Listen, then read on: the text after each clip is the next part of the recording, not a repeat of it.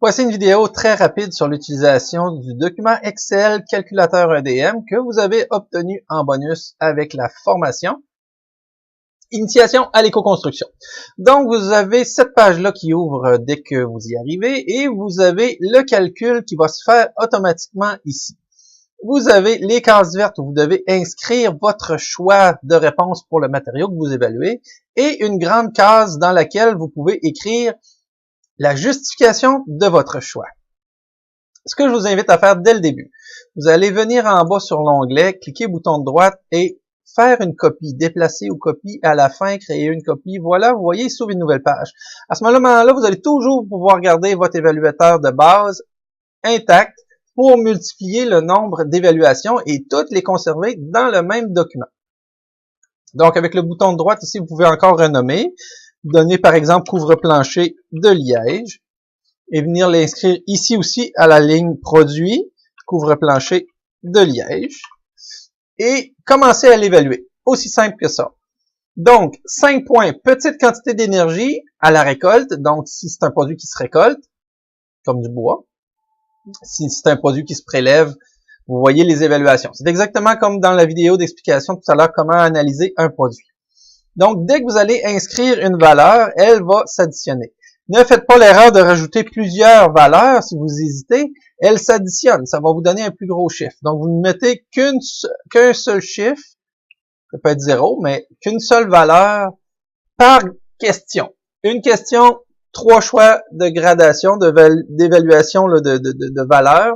Donc, il faut qu'il n'y ait qu'une seule évaluation de valeur par question. Vous avez 16 questions. Vous voyez que le total s'additionne. Dès que vous roulez la roulette de votre souris, l'entête reste là, les totaux vont continuer à s'additionner et vous allez les voir s'additionner. Et après 16 questions, vous avez votre cote, tout simplement. Donc, exemple de granit, vous voyez, j'arrive à 56 et vous allez pouvoir lire chacune des questions, voir comment je l'ai évalué et vous avez la justification à côté. Très pratique, si vous évaluez deux matériaux qui se ressemblent beaucoup, comme par exemple le bois franc d'érable, vous allez faire une évaluation, vous savez sa provenance, mais si vous prenez du bois franc qui serait du noyer, là, la provenance va changer. Le noyer ne pousse pas au Canada, donc vous allez avoir certaines valeurs qui vont changer. Donc, en ayant copié seulement que l'onglet du matériau de bois d'érable vous avez déjà évalué, vous le copiez, vous le renommez pour noyer, la plupart des questions et des commentaires vont être bons et vous allez pouvoir vous baser sur ces évaluations-là pour aller chercher la note précise de ce matériau-là. Donc, vous pourriez évaluer toutes les sortes de bois.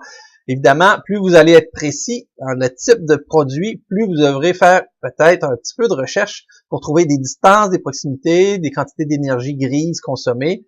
Avec Google, c'est magique, vous pouvez trouver vraiment beaucoup de choses assez facilement.